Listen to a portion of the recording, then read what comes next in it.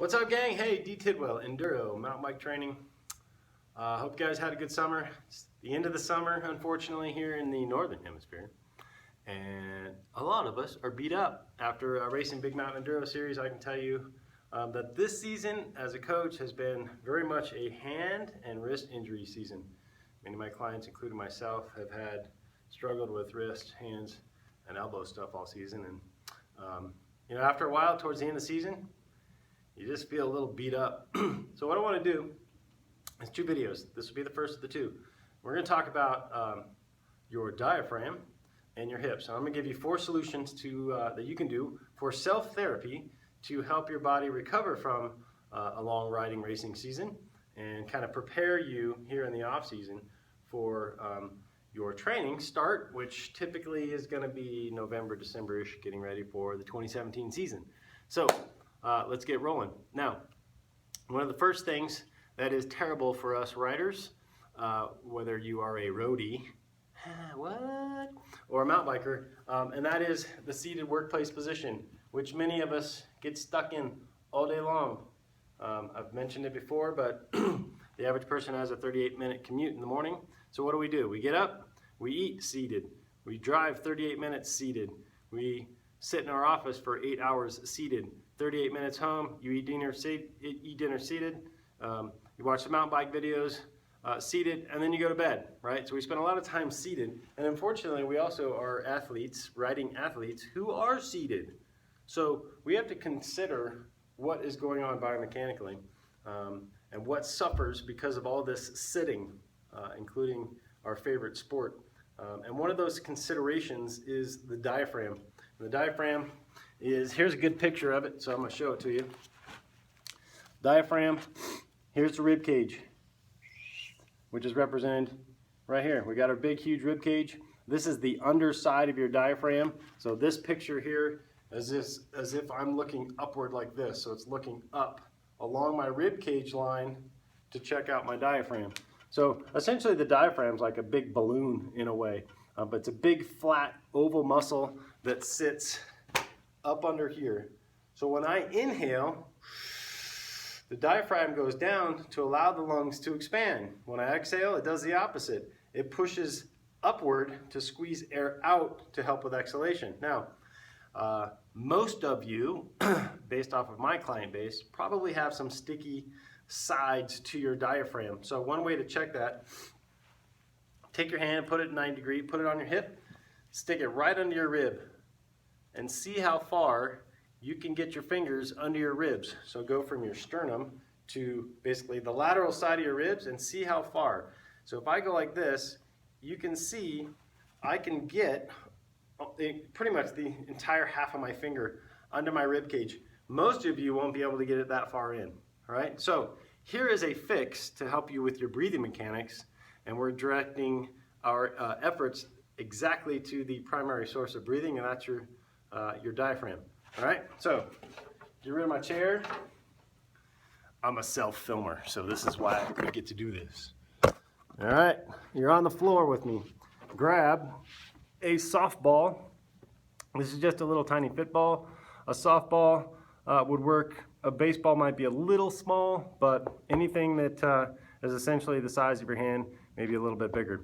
Now what I'm going to do is use this as a self-massage technique. So here's the bottom of my rib cage. I'm going to stick that guy right up in the middle of my rib cage, and I'm going to try to get the ball, my body, to mold over the ball. And sometimes it doesn't feel that good, I can tell you right now. So we're basically gut smashing. So I'm going to inhale, and I'm going to push my abs into the ball. You can see it squish, and then I'm going to relax and exhale. And you can now see my rib cage kind of mold over the ball. So I'm going to inhale, push, there it goes, squeeze it again, exhale, mold my rib cage over the ball. See how we do that? Now I do that 2 or 3 times, and then I would move to a different spot, and I would do the same thing. So this holds a different area of tension for me. Hold, exhale, and sink over. Okay, and the idea is to do that from the middle of your rib cage out, staying on any sticky spots that you find, and then doing both sides. All right? So there's your fix for your thorax and breathing mechanics. That'll really allow for better separation also between your thorax or rib cage and your hips. It's very important that you're able to turn or separate these two huge areas of your body. And if you have a sticky thorax, this is one of the best ways to help with releasing that and increasing that ability to rotate. Now, let's move into the hips. And many of you know how to foam roll. Many of you watch my videos over at EnduroMTBtraining.com and on our YouTube channel that shows you how to use a lacrosse ball in your glutes as well as foam roller up on a wall. So this time I'm going to show you down on the floor where you use your support mechanism, your hands, both feet up, and you're just searching and destroying to find any tissue deep within the hip. So the advantage of being on the floor is here's my sit bone where my glutes attach. On this side of my sit bones, I get my hamstrings, and we'll deal with that in a minute. But up in here, we can get deeper pressure, and we can get some of the finer external rotators of the hip in here too. So really using your feet and your hands to monitor the amount of pressure downward. You can straighten your leg. Remember, search and destroy when you're doing soft tissue work means to move around. So that's a good spot for me right there. So I like it with my legs straight. I'm just gonna sink in a little bit, relax on that spot. I'm gonna unweight, move down a little bit, come down a little bit into that pressure spot. That's a little sore. And then I'm just doing that. I might even add a little bit of movement to it. And I'm searching and destroying and really trying to find, because look, as this much posture really affects your diaphragm, tightens your abs, your glutes also get weak and flaccid. I mean, who wants weak and flaccid glutes? We want big old strong perky J-Lo booties, you know, by being able to do strong deadlifts, squats, and everything else because of the positions that we're in as riders.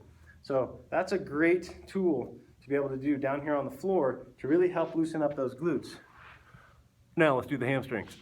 So up to hamstrings, find a nice strong, I'm going to use the box. It can really be anything. It could be a stiff chair. It could also be a coffee table, just not glass. Don't want to break the glass, end up shards of glass in your hair. So just as I mentioned down on the floor, from your sit bone up, it's glutes for the most part. From your sit bone down, we're getting to hamstring and into groin or adductor, okay? So what I'm gonna do is put my ball on this side. So right there, it's touching this side. Oh, hold on, gotta get Skeletor out. So my ball right now is on this side, okay? And this is where my hamstrings can attach. And then over here is my glute side on my Skeletor guy. So you're trying to sit with the ball kind of along this bottom part of your sacrum, okay? So I'm just gonna get on there. Same thing, supporting myself with my hands, and I'm just gonna walk along this edge of my hamstring attachment. See that? Hamstring attachment and groin to trying to find any spots. Now, I historically have a left side issue, so I spend a lot of time on my left side working through. I'm going back and forth. I'm going along perpendicularly to my attachments of my hamstrings and adductors, groin, and I'm just working through there, searching and destroying. So when we hit those attachments, it really allows the pelvis to work better in its anterior and posterior tilt mechanism. This is posterior, this is anterior. One way to think of this too, by the way, is if this was a bucket or a basin, anterior pelvic tilt is dumping water out the front, posterior pelvic tilt is dumping water out the back of the bucket, okay? And we want to find a nice neutral position for that.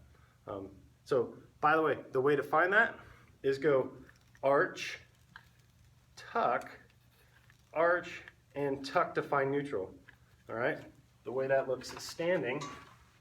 You're gonna lose my head here. So I arch, I tuck, I arch, and I find neutral, and that's my good neutral lower back position. So if you struggle with back pain, That's a good technique to find where a neutral spine should be.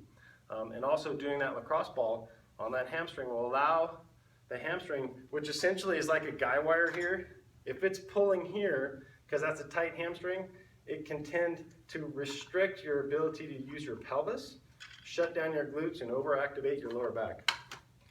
All right, now, the last one is what I call a distraction, hip banded distraction, where, got a little ride there with me. We've addressed some flexibility issues in the tissue, and what we want to do is, sorry about that, actually create mobility in the hip joint. So if I take my skeleton guy, we were dealing with the muscle stuff as it relates to flexibility, right? Now we actually want to create a difference in the hip joint itself, because we get, we fall and have side impacts while riding or racing. We fall and hit and create trauma in our pelvis. We catch ourselves big time running out of going over the bars. These can all be traumatic to the hip socket and joint itself. So one way to do that is to take a big old fat band. This is the thickest. Usually there's one that's also half. You can also just tie, get a band, it's easier, and it's always better. This is a great thing to do if you have hip issues and or low back pain, because it really helps create a more centralized head of femur into the acetabulum of the hip. And we always want that centrality so that the joint can be nice and mobile, okay? We want that. So what I'm gonna do is take this guy, put it up nice and high, guys, get your stuff out of the way. And really, I'm just going to get into a lunge position, which is hard for you to see. So I'm going to lower you into a lunge position like such. Now, you can see the band is right here, and it's pulling, okay? So from here, I'm in this position, and you can see it better even here. See, my band is just distracting or pulling this part of my hip that way into my socket. So I'm here, and what I'm doing is I'll just go forward and backwards and just kind of floss and just kind of try to find those areas of stickiness in my body, in my hip, and really just distract. Sorry for all the camera moving, but so all I'm doing is just relaxing all this hip musculature, and it's distracting my hip joint in that way. Of course, we can do the same thing for a hamstring where I've got it high again. This is great for you with tight hamstrings. I'll throw a little bonus in here, where if you go straighten the leg and bend the leg, now we're getting a posterior distraction of the femur in the joint, okay? So those are great two little tools to do with banded distractions that are quite awesome, actually. So those are your four. Working through the diaphragm to help open up your ability to breathe better, and for separation capability between your upper and lower body. We did the sitting on a table, lacrosse ball for the hamstring, and the glute on the floor, and then with the banded distraction. Those four exercises will really help your body kind of recover, break down some of that stuck muscle and adhesed tissue, including fascia, by the way, from the stress of the season. So give those a try. Of course, if you have any questions, info@enduromtbtraining.com. Check us out on Instagram at enduromtbtraining. Same with Facebook. And drop us a line and say hi if we can ever help. So detailed well here. Thanks for watching. We'll see you guys next time for video number 2.